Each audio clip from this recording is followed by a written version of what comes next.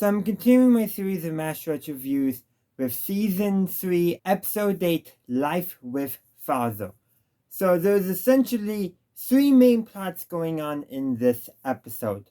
So what I would consider the A plot is a young Korean woman who's married to a U.S. Army corporal who's currently at the front comes to the camp looking to get a circumcision performed on their child in accordance with Jewish traditions, so a proper Jewish bris ceremony. The second plot is that Hawkeye accepts a random letter that was just addressed to Occupant 477, and it happens to be basically a visual puzzle where you can find, I think it was 10 US presidents in the image, that you win a pony. I wonder if the pony will ever show up because I don't think it does. And then the third plot is Henry gets a letter from his wife Lorraine that at first makes it seem like she is giving him permission to be unfaithful. He's already been unfaithful, but as he overthinks it, he concludes that Lorraine must have cheated.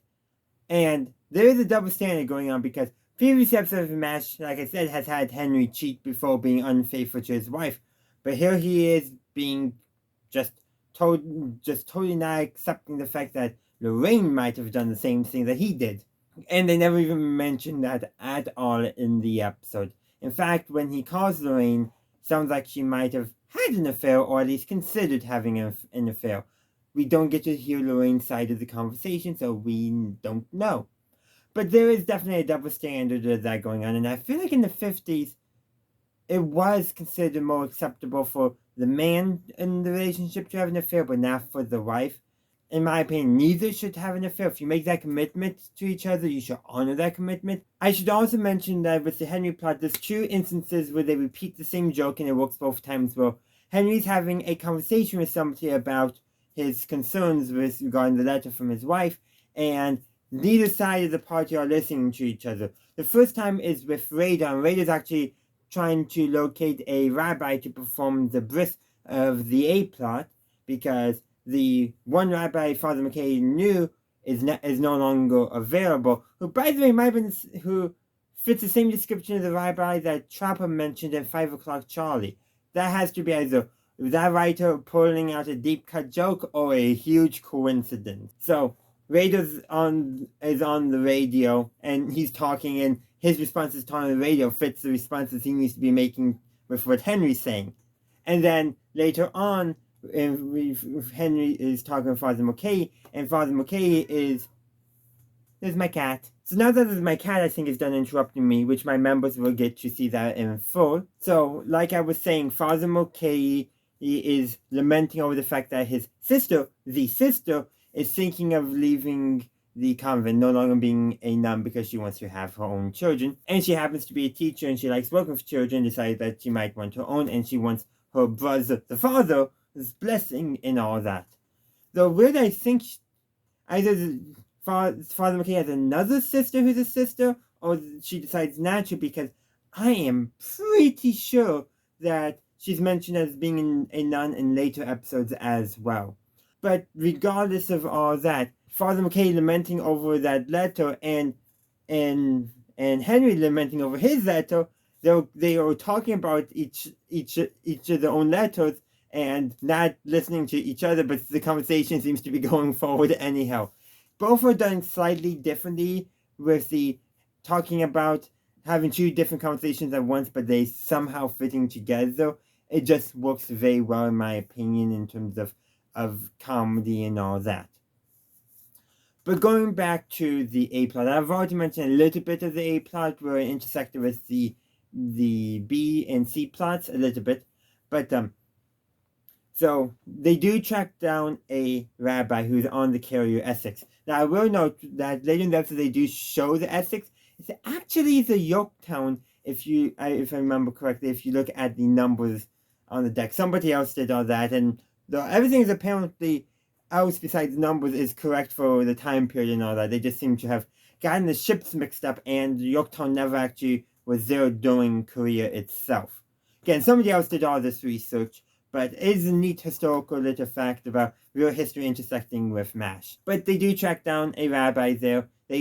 So So the rabbi basically probably telling the radio operator on the Essex what to send and does some Morse code, which radar then translates back again and relays it to Father McKay, who speaks the words for the ceremony. Of course, the ceremony does not go without a hiccup. One, Henry and Margaret basically are like, this is an elective surgery, you should not be performing it. It's also a religious ceremony. So on a U.S. military base, the mother and child are dependent of a U.S. soldier who's also a U.S. citizen. Therefore, the First Amendment and religious freedom should apply because it's not interfering with, combat operations. It's not interfering with treatment of the wounded. So, am I missing something? Or are they just being sticklers for the rules or potentially even racist? It's possible, especially earlier in the episode how Frank dismissed the Korean mother. Very likely. They come in taking pictures in order to get evidence, and of course at the end, Chopper destroys it by exposing the film before it's been properly processed.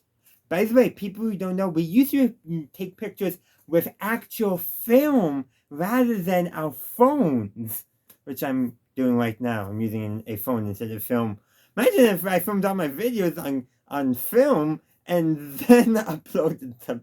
That would be a pain to do, I think. And then there's another interruption as the radio cuts out and the last bit of the ceremony is the last saying, the last blessing prayer to be given is not received. But thankfully, the mother does remember what it is and says it in Hebrew, and they finish it. Now, I will say somebody's done the research as well on this, but apparently the ceremony was not quite properly performed for a real bris, which makes sense. The writers probably like, ooh, this is a cool idea, and then they probably looked at one, like maybe a dictionary entry or an encyclopedia entry and called it good enough and then bothered contacting an actual rabbi to learn how to do the actual ceremony.